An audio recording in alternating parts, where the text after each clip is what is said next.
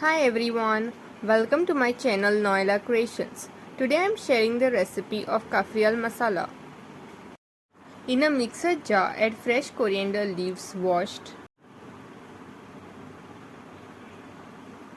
Add green chilies cut into halves.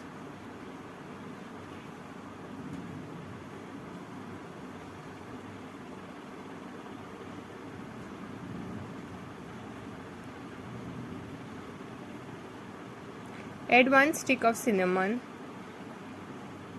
few cloves, marble size of tamarind, few cloves of garlic, 5 black peppercorns, salt, turmeric powder, cumin seeds, sugar, a piece of ginger chopped, little vinegar. Add tomato sauce to balance the taste. Grind into a fine paste. Cafreal masala is ready.